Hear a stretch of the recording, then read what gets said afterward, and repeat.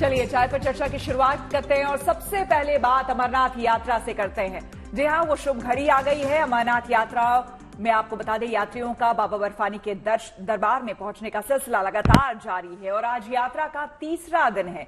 बीते 2 दिनों की तरह आपको बता दें, आज भी बाबा बर्फानी के दर्शन के लिए यात्रियों के जत्थे को रवाना किया गया। पवित्र गुफा में बाबा के दर्शन कर श्रद्धालु वहां से लौटते भी पूरे जोश के साथ हैं, क्योंकि अमरनाथ गुफा में एक नई ऊर्जा से मिलती है। वहां दर्शन पूजन के साथ ही भव्य आरती में शामिल होने का भी सौभाग्य मिलता है।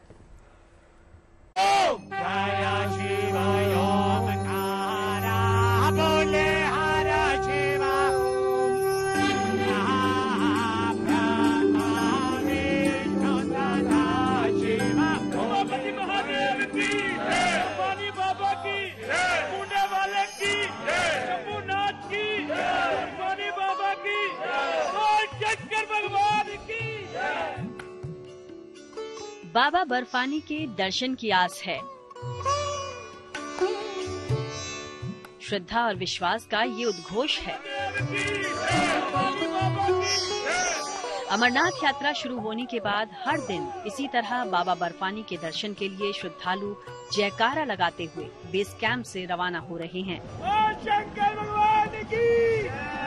श्रीनगर के पंथा चौक बेस कैंप से अमरनाथ यात्रा के लिए तीर्थयात्रियों का एक और जत्था जब रवाना हुआ तो आस्था और श्रद्धा का जोश देखते ही बन रहा था। बालटाल जाएंगे जी बाबा के बर्फानी के दर्शन करने और बहुत खुशी है, बहुत ज्यादा खुशी है। हम तीसरी बार अब के आए हैं, चौथी बार, और बहुत ही अच्छी व्यवस्था देखने को मिल रही है। किसी चीज की कोई परेशानी नहीं है। यात्रियों के लिए हर तरीके की सुविधा जो होती है, जो देनी चाहिए सरकार को, वो सब सुविधा दी जा रही है। 29 जून को अमरनाथ यात्रा शुरू हुई और हर दिन बाबा बर्फानी के दर्शन के लिए जत्था रवाना किया जा रहा है। बाबा बर्फानी के दरबार में पहुंचकर हर दिन इसी तरह अमरनाथ यात्री भाव विभोर नजर आते हैं।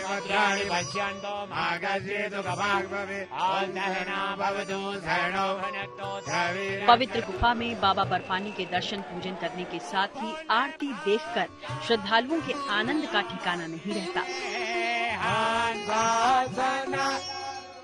बाबा की आरती श्रद्धालुओं को मुग्ध कर देती है तो पूरी गुफा हर हर महादेव के जयकारे से गूंज उठती है।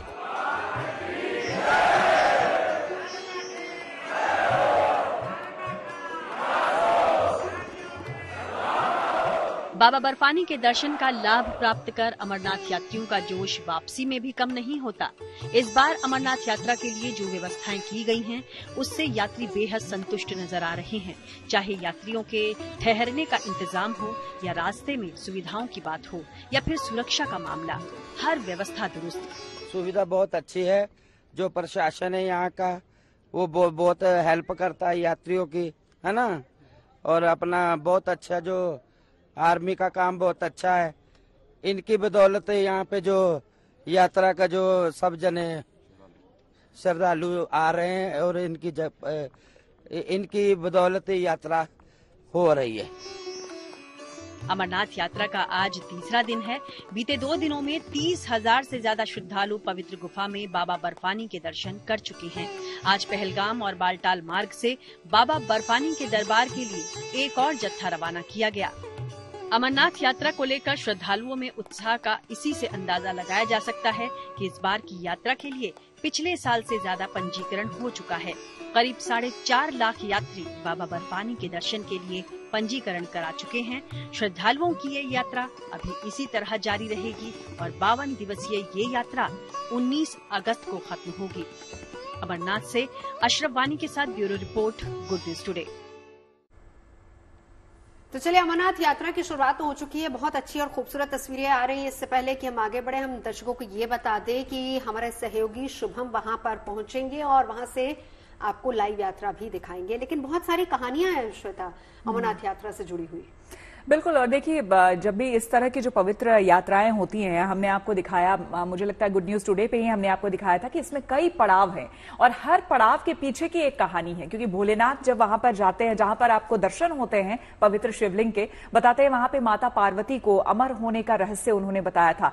लेकिन क्या क्या चीजें, उससे पहले आपको मोह माया तमाम चीजें छोड़ते हुए जाना है, ये गुड न्यूज टुडे ने आपको दिखाया। और जैसा कि आपने नवजोत बताया कि हमारे सहयोगी चूंकि शुभम वहां पहुंच रहे हैं, तो लेटेस्ट अपडेट, क्योंकि तैयारियां बहुत समय पहले से शुरू हो जाती हैं, तमाम तरह की चीजें, लोगों का उत्साह, वो भी हम दिखाएंगे। बिल्कुल। और एक बहुत अच्छी और दिलचस्प जो कथा है, कहानी है, वो ये भी है कि जो गुफा है उसकी जानकारी, उसका पता सबसे पहले एक मुस्लिम चरवाहे ने ही उसी को पता चला था और उसके बाद से फिर वहां पर भक्तों के पहुंचने का सिलसिला शुरू हुआ। देखिए हमारे सहयोगी अशरफ वानी की रिपोर्ट।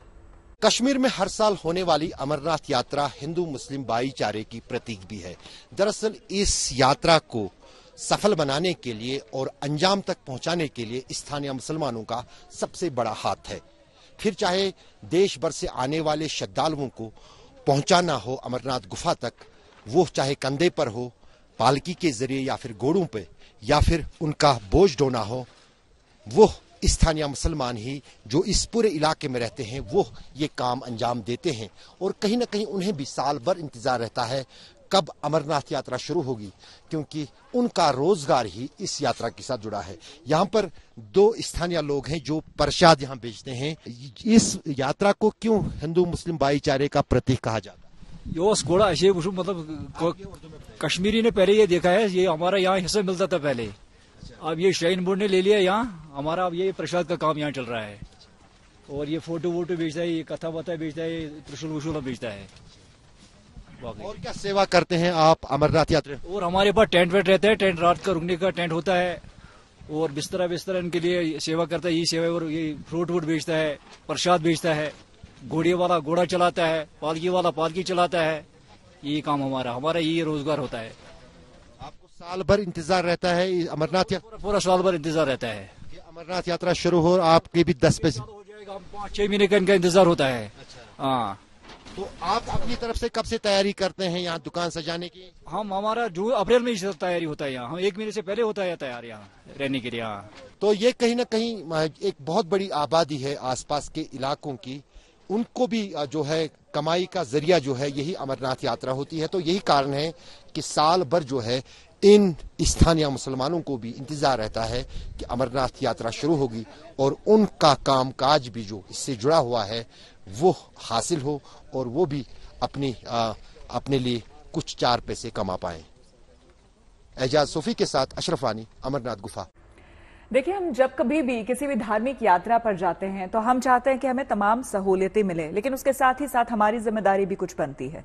बिल्कुल। और हम तो बार बार यही कहते हैं, क्योंकि जब भी सबसे ज्यादा तो गुड न्यूज टुडे पर ही हम आपको धार्मिक यात्राएं कराते हैं, और हर बार आप भी बहुत जगह गई हैं, मैं भी बहुत जगह गई हूँ। एक संदेश जो हमारी तरफ से रहता है वो ये रहता है कि कम से कम आप जहां जा रहे हैं उसकी पवित्रता को कायम रखें और उसको सुंदर और स्वच्छ बना के रखें। बहुत जरूरी होता है, क्योंकि हमारे शास्त्र भी यही कहते हैं कि सबसे पहले प्रकृति सेवा। बिल्कुल, प्रकृति सेवा। और इसीलिए प्लास्टिक का यूज कई जगहों पर बैन हो गया है। केदारनाथ में आप प्लास्टिक यूज नहीं कर सकते, बॉटल्स यूज नहीं कर सकते। इसी तरह से आपको हम बता दें, हम बात कर रहे हैं माता वैष्णो देवी के दरबार की, और यहां पर आपको बता दें यहां से लौट रहे श्रद्धालुओं को अब एक खास किस्म का प्रसाद मिलेगा, जो कि दीपिका बताएंगे।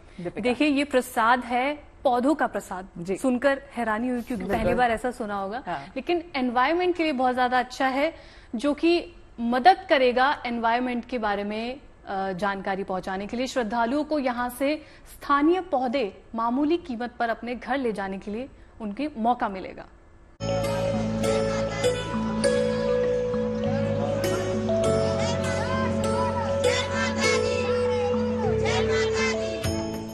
जम्मू कश्मीर में कटरा के पास माता वैष्णो देवी के दरबार की तीर्थ यात्रा उन लाखों करोड़ों तीर्थयात्रियों के लिए यादगार बन जाती है जो यहाँ आकर माता रानी के दर्शन की अपनी मुराद पूरी कर पाते हैं। लेकिन अब इसके साथ साथ ये तीर्थ यात्रा अब एक और वजह से यादगार बन सकती है। वो खास वजह ये है कि यहाँ आने वाले श्रद्धालुओं को अब यहाँ से माता के प्रसाद के साथ साथ इस इलाके के स्थानीय पौधे भी अपने घर ले जाने का मौका मिलेगा। ये वैष्णवी वाटिका है, यहाँ पर अलग अलग तरह के पौधे जो हैं उपलब्ध हैं। ये स्थानीय स्पेशीज के पौधे हैं और ये जो पौधे हैं यहाँ जो श्री माता वैष्णो देवी श्राइन बोर्ड की जो नर्सरी है पैंथल में, जो कि कटरा के पास स्थित है, वहां से लाए गए हैं। मात्र 20 रुपए का एक पौधा है, तो प्रसाद तो आप घर ले जा ही सकते हैं और साथ ही में याद के तौर पर आप यहाँ का स्थानीय पौधा भी लेके जा सकते हैं। जो श्रद्धालु इस समय हमें देख रहे हैं देश भर में, तो माता वैष्णो देवी के भक्तों के लिए एक और शानदार खबर है, एक और अच्छी खबर है कि यहाँ कटरा के जो स्थानीय पौधे हैं वो भक्तजन अपने घर ले जा सकते हैं, गमलों में लगा सकते हैं, अपने बाग बगीचों में लगा सकते हैं। मात्र 20 रुपए का ये पौधा है। माता वैष्णो देवी श्राइन बोर्ड की ओर से माता के दर्शन करने आने वाले श्रद्धालुओं के लिए ये खास इको फ्रेंडली पहल की गई है। जम्मू में रेलवे स्टेशन के पास वैष्णवी धाम है, जहां ये वैष्णवी वाटिका बनाई गई है। श्रद्धालु यहां से कई तरह के पौधे ले सकते हैं। जम्मू कश्मीर जैसे समझता हूँ कि प्राकृतिक जो संपदा है उसका भंडार हमारे पास है, चाहे वो फॉरेस्ट्री स्पीशीज हो, चाहे वो फ्लोरिकल्चर स्पीशीज हो, फ्लावरिंग स्पीशीज हैं, मेडिसिनल प्लांट्स हैं, तो बहुत तरीके की वैरायटीज हमारे पास अवेलेबल हैं। उन सभी का एक कलेक्शन 38 को टोटल स्पीशीज हमने यहाँ पर डिस्प्ले पर रखी हैं और जैसे जैसे यात्रियों का फीडबैक आता रहेगा हम इसको और इम्प्रूव करने की कोशिश। इस पहल का मकसद लोगों में पर्यावरण के संरक्षण की जागरूकता बढ़ाना है। मंदिर बोर्ड की ओर से माता के भवन की त्रिकुटा पहाड़ियों में भी बड़े पैमाने पर वृक्षारोपण अभियान चलाया जा रहा है, तो साथ ही साथ पेड़ लगाकर पर्यावरण बचाने के संदेश को अब यहाँ की नर्सरी के जरिए भी फैलाने का प्रयास किया जा रहा है, जिसमें उगाए गए पौधे श्रद्धालु अपने साथ ले जाएंगे तो उनकी हरियाली और खुशबू भी देश भर में फैलेगी। जो पौधे हैं बिल्कुल पैंथल जो है कटरा के पास स्थित एक जगह है, वहां पर माता वैष्णो देवी श्राइन बोर्ड की एक नर्सरी है, बहुत बड़ी नर्सरी है, वहीं से ये पौधे आते हैं। अब ये वाटिका यहां पर बनाई गई है जम्मू शहर में, वैष्णवी वाटिका, इसी प्रकार की वाटिका कटरा शहर में भी उपलब्ध है। तो माता वैष्णो देवी के भक्त प्रसाद के साथ साथ माता के आशीर्वाद के साथ साथ ये पौधा भी ले जा सकते हैं और अपने गमलों में, अपने बाग बगीचों में लगा सकते हैं। वीडियो जर्नलिस्ट नीरज कुमार के साथ मैं सुनील भट्ट, जम्मू, GNT। देखिए, हमारी चाय की खासियत यही है कि हम शुरुआत करते हैं, आपको दर्शन करवाते हैं तमाम धार्मिक स्थलों के। हम आपको अमरनाथ ले गए, हमने आपको माता वैष्णो देवी की खबर दिखाई, अब जरा आपको केदारनाथ लिए चलते हैं।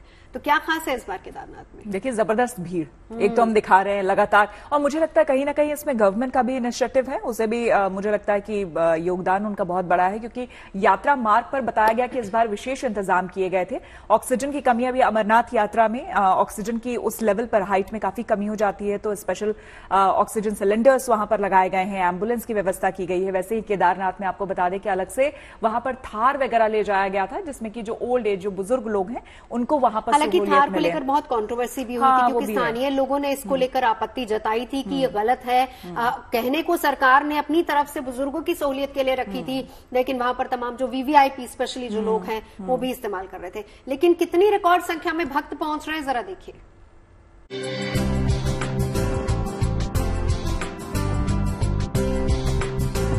पिछले 1 महीने से ज्यादा का समय बीत चुका है। उत्तराखंड की केदार घाटी भोले बाबा के जयकारों से गुंजायमान है। इस घाटी के कण कण में बसी आध्यात्मिक शक्ति ही कुछ ऐसी है कि हर आने जाने वाला भक्त भोले बाबा की भक्ति में सराबोर है। जब से यहाँ 4 धाम यात्रा का शुभारंभ हुआ है, बाबा के दर्शन को आ रहे लोगों की संख्या में दिन दुनी रात चौगुनी बढ़ोतरी हो रही है। 10 मई को केदारनाथ मंदिर के कपाट खोले गए। इस पवित्र धाम की यात्रा का शुभारंभ हुए करीब 1 महीना 21 दिन बीत गए हैं। इस दौरान रिकॉर्ड 10 लाख से ज्यादा भक्तों ने बाबा केदार के दर्शन किए। 4 धाम यात्रा के इतिहास में सबसे ज्यादा संख्या में इस बार तीर्थयात्री बाबा के दरबार पहुंचे और अभी भी यात्रा को 4 महीने का समय बचा हुआ है। ऐसे में उम्मीद की जा सकती है कि इस बार यात्रा का आंकड़ा 25 लाख पार पहुंचेगा। इस बीच मानसून भी राज्य में दस्तक दे चुका है, मगर भीगे भीगे और ठंडे मौसम में रोजाना 5000 से ज्यादा भक्त केदारनाथ मंदिर आकर केदार बाबा का दर्शन कर रहे हैं, जो संख्या के लिहाज से किसी ऐतिहासिक रिकॉर्ड से कम नहीं है। हालांकि कहा जा रहा है कि उत्तराखंड सरकार की ओर से अगर ऑनलाइन और ऑफलाइन रजिस्ट्रेशन बंद नहीं किए जाते और आधे रास्ते से यात्रियों को वापस नहीं भेजा जाता तो यात्रियों का आंकड़ा काफी ज्यादा होता। हालांकि ये सब करने के पीछे प्रशासन का मकसद था कि यात्रा को सुचारू तौर पर चलाया जा सके। फिलहाल तो मौसम केदार घाटी में पल पल रूप बदल रहा है, मगर भोले बाबा की आस्था में रंगे भक्त केदारनाथ धाम में बड़ी संख्या में पहुंच रहे हैं। ऐसे में धाम के अंदर आ रहे इन तमाम भक्तों को हर सुविधा मुहैया कराए जाने की कोशिशें प्रशासन की तरफ से की जा रही हैं। जहां पैदल मार्ग समेत धाम में जगह जगह बनाए गए रेन शेल्टर भी यात्रियों को बारिश से बचा रहे हैं। वहीं हाल ही में यहां LED के जरिए मौसम, स्वास्थ्य समेत कई दूसरी जरूरी जानकारियां भी भक्तों को दी जा रही है, जबकि CCTV के माध्यम से यात्रा की हर गतिविधि पर निगरानी भी रखी जा रही है। केदारनाथ से प्रवीण सेमवाल के साथ bureau report, good news today. देखिए, बारिश का मौसम जिसका इंतजार हम कर रहे थे, मुझे लग रहा है कि इसीलिए चाय और समोसे आ गए। वैसे श्वेता, आज आपने समोसा ट्राई नहीं किया, आज एकदम गर्मा गर्म फ्रेश समोसा। मुझे आते आते थोड़ा सा वक्त लग गया। आप इस मौसम को देखिए और चाय समोसा उठा लीजिए। बिल्कुल दीपिका, प्लीज हेल्प मी। इससे पहले मैं लोगों को, दर्शकों को खबर भी बताऊं। देखिए कि लगातार बारिश, वाह, ये देखिए समोसा, ये होती है ना दोस्ती समोसे वाली और चाय वाली, कभी नहीं टूटती है। बिल्कुल, मैं खाऊंगी तो बताए। अच्छी खबर यह है कि मानसून ने करीब करीब देश के पूरे हिस्से को कवर कर लिया है और आज से 3 दिन तक कई राज्यों में भारी बारिश की संभावना है। उसमें दिल्ली NCR भी है। देखिए,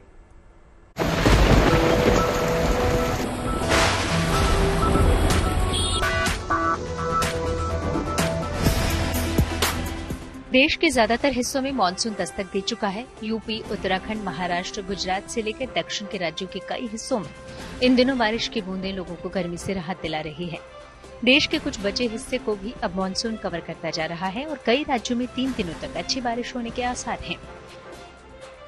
कल हमने जो मानसून था, हरियाणा और उत्तर प्रदेश के जो बाकी हिस्से, उत्तर प्रदेश के हिस्से कवर किए, हरियाणा के कुछ हिस्से कवर किए और कुछ हिस्से पंजाब से कवर किए, जहां रेनफॉल एक्टिविटी हो रही है।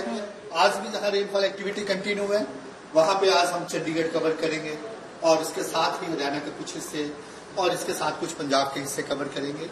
इसके बाद आने वाले दिनों में भी जो मानसून कंडीशंस हैं, एटलीस्ट 3 दिन काफी ज्यादा एक्टिव हैं, जिसके लिए हमने पूरा पंजाब, हरियाणा और उसके बाद उत्तर प्रदेश, बिहार, इन दोनों में heavy to very heavy rainfall direct heavy more than 12 centimetre rainfall activity रहेगी। जिन राज्यों में भारी से भारी बारिश होने का अनुमान है, वहां के लिए ऑरेंज अलर्ट जारी किया गया है। पंजाब, हरियाणा, दिल्ली, उत्तर प्रदेश, बिहार, ये ऐसे राज्य है जिसमें आज से अगले 3 दिनों तक 12 सेंटीमीटर के करीब बारिश हो सकती है और ये 3 दिन तक बारिश का जो सिलसिला है वो यूं ही लगातार जारी रहेगा। तेज हवाएं भी होगी, जो बारिश है वो अच्छी खासी बारिश होगी। इन राज्यों के अलावा उत्तराखंड में भी अच्छी बारिश हो सकती है, इसलिए वहां के लिए भी मौसम विभाग ने ऑरेंज अलर्ट जारी किया है। देश की राजधानी दिल्ली में शुक्रवार को अच्छी खासी बारिश हुई, जिसके बाद मौसम खुशगवार हो गया था, लेकिन उसके बाद से फिर यहाँ लोगों को बारिश का इंतजार है और अब एक बार फिर दिल्ली के लिए गुड न्यूज है। आज शाम होते होते दिल्ली वालों को फिर से राहत मिलेगी, राहत की सांस उनको मिलेगी। गुड न्यूज आज की यही कि दिल्ली NCR में आज शाम तक बारिश दस्तक दे देगी। मानसून की दूसरी बारिश अगर हम बोले तो अच्छी वाली, और अगले 3 दिन तक यूं ही बारिश रहेगी। इसके अलावा पूर्वोत्तर के कई राज्य ऐसे हैं जहां भारी से भारी बारिश की संभावना है, इसलिए वहां आज के लिए रेड अलर्ट जारी किया गया है। इस समय जो हमने extremely heavy rainfall mean more than 20 centimetre का वार्निंग दिया है, वो हमारा अरुणाचल प्रदेश के लिए है, असम मेघालय के लिए है और स्पेसिफिकली त्रिपुरा के लिए है।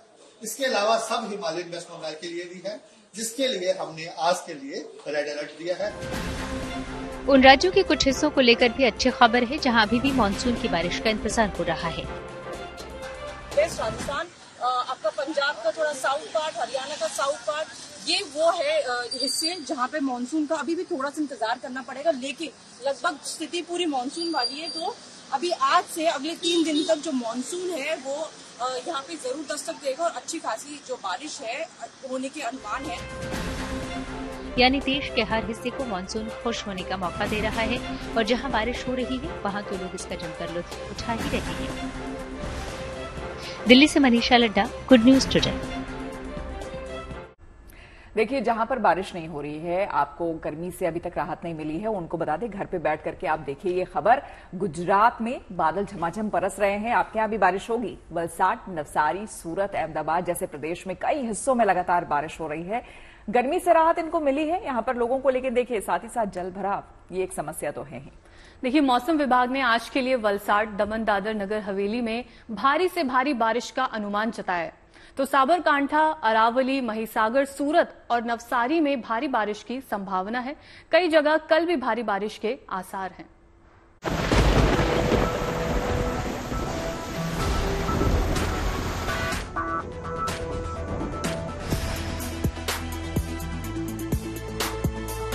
गुजरात में मानसूनी हवाएं बादलों के रूप में खूब बरस रही हैं। बेशक इस बारिश ने बेतहाशा गर्मी और हीट वेव से गुजरात वासियों को राहत दिलाई, मगर ये बारिश इतनी जबरदस्त हो रही है कि वलसाड़, नवसारी, सूरत और अहमदाबाद जैसे और कई शहरों में तो बारिश के बाद सड़कों पर घुटनों तक पानी भर गया। सड़कों पर भरा ये पानी, जिसके चलते कहीं कहीं आवाजाही में परेशानी भी हो रही है। हालांकि सूरत हाल से निपटने के लिए सड़कों से लेकर आशियानों के आसपास तमाम जगहों पर राहत अभियान जारी है। अस्त व्यस्त हो गई व्यवस्था को पटरी पर भी लाया जा रहा है, मगर इस बीच लोगों को मौसम के आने वाले गंभीर संकेतों को लेकर भी समय समय पर अवगत कराया जा रहा है।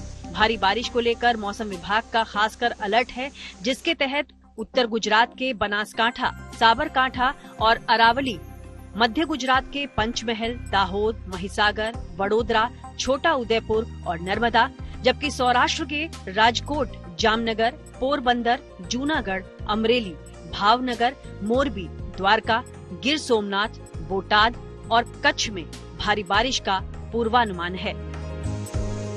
मौसम विभाग के अनुसार राज्य के कई इलाकों में साइक्लोनिक सर्कुलेशन सिस्टम सक्रिय हो गया है, जिस वजह से आने वाले 7 दिनों में भारी बारिश का अलर्ट है। जहां पर हैवी रेनफॉल की वार्निंग दी गई है वो डिस्ट्रिक्ट है राजकोट, जामनगर, पोरबंदर, जूनागढ़, अमरेली, भावनगर, मोरबी, द्वारका, गिर सोमनाथ, बोटा, कच्छ और दीव है, जहां पर हैवी रेनफॉल की वार्निंग है। फिलहाल इस हफ्ते बरसाती मौसम राज्य में भारी बारिश का भरपूर संकेत दे रहा है। मौसम विभाग का खासकर राज्य के तटीय इलाकों को लेकर भी अलर्ट है, जिस वजह से यहां हवा की गति बढ़ने पर मछुआरों को समंदर में न जाने की भी अपील की जा रही है। अहमदाबाद से ब्रिजेश दोषी के साथ bureau report, good news today. Pune के लोनावला में झरने में बहे लोगों का पता लगाने के लिए रेस्क्यू ऑपरेशन जारी है। रविवार को पानी की तेज बहाव में एक ही परिवार के 5 लोग बह गए थे। कल शाम अंधेरा होने पर रेस्क्यू ऑपरेशन को रोक दिया गया, जिसे आज फिर से शुरू किया गया है। रेस्क्यू टीम को अब 2 बच्चों का पता लगाना बाकी रह गया है।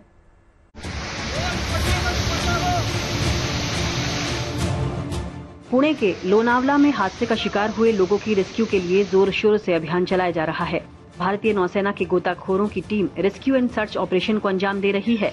मोटरबोट के जरिए नौसेना के जवान झरने में व्यापक खोज अभियान चला रहे हैं, ताकि डूबे हुए लोगों तक जल्द से जल्द पहुंचा जा सके। जवान अपने साथ ऑक्सीजन सिलेंडर भी साथ लेकर आए हैं, जिससे कि जरूरत होने पर पीड़ितों को तत्काल ऑक्सीजन दी जा सके। हालांकि दोनों डूबे लोगों के बचे होने की संभावना कम ही है। सर्च एंड रेस्क्यू ऑपरेशन 2 दिनों से जारी है। रविवार को लोनावला में पिकनिक मनाने गए परिवार के 5 लोग भूशी बांध के पास झरने में डूब गए। दरअसल पिछले 2-3 दिनों से यहाँ लगातार बारिश हो रही है, जिस वजह से झरने पर ही परिवार रुका हुआ था। वहाँ पानी का बहाव अचानक बढ़ गया। पानी के उस बहाव में 10 लोग फंस गए। उनमें से 5 लोग पानी से निकलने में कामयाब हुए। हमें 1-1:30 बजे फोन आया कि यहाँ पे 6-7 लोग बह के गए हैं, तो तुरंत हमने हमारी टीम तैयार की और हम यहाँ पे निकले। यहाँ आने के बाद जब हमने जायजा लिया तो हमें ऐसे पता चला कि ये जो आप जगह देख रहे हैं, यहाँ पे 8-10 लोगों का एक फैमिली था जो अंदर बैठे हुए थे, और उनको पानी का अंदाजा नहीं आया कि पानी तब अभी जितना पानी है उतना ही पानी रहेगा। अभी वो सबको लगेगा कि यहाँ पे हम जा सकते हैं, लेकिन लोनावला में क्या होता है, बारिश बहुत होती है। 10 मिनट भी अगर बारिश गिरता है तो बहुत पानी, क्योंकि आप पीछे देखेंगे तो पूरी जगह झरने हैं बड़े बड़े। तो 10 मिनट में पानी इतना बढ़ गया कि उनको पता ही नहीं चला, और ये जो जगह देखेंगे तो बाहर आने में थोड़ा कठिन है। तो इसकी वजह से वो अंदर ही फंस गए और वहाँ पे वो बह गए। भूशी डैम के पीछे एक पहाड़ है, जहां से अनेक झरने बहते हैं। झरने से पानी का प्रवाह सीधे भूशी बांध तालाब में आता है। भूशी बांध भी रविवार को बारिश से लबालब हो गया। छुट्टी का दिन होने की वजह से बड़ी संख्या में यहां लोग पहुंचे हुए थे। रविवार को पानी के बहाव से निकलने में जो 5 लोग कामयाब हुए थे, उनमें एक छोटी सी बच्ची भी थी। 2 डॉक्टरों ने सीपीआर देकर बच्ची की जान बचाई। कल शाम को अंधेरा हो जाने की वजह से सर्च ऑपरेशन रोक दिया गया था। आज सुबह से रेस्क्यू को फिर से शुरू किया गया। बरसात के मौसम को देखते हुए ऐसे किसी हादसे से बचने के लिए पुलिस पर्यटकों से अनजान जगहों पर न जाने की अपील कर रही है। लोनावला से कृष्ण पांचाल के साथ bureau report, good news today. प्रधानमंत्री पद के लिए 4 जुलाई को चुनाव होने वाले हैं। ऐसे में वहां के तमाम राजनीतिक दल जमकर प्रचार कर रहे हैं। इस दौरान ब्रिटिश प्रधानमंत्री ऋषि सुनक लंदन के श्री स्वामी नारायण मंदिर पहुंचे। वहां उन्होंने दर्शन कर चुनावी जीत के लिए आशीर्वाद भी मांगा।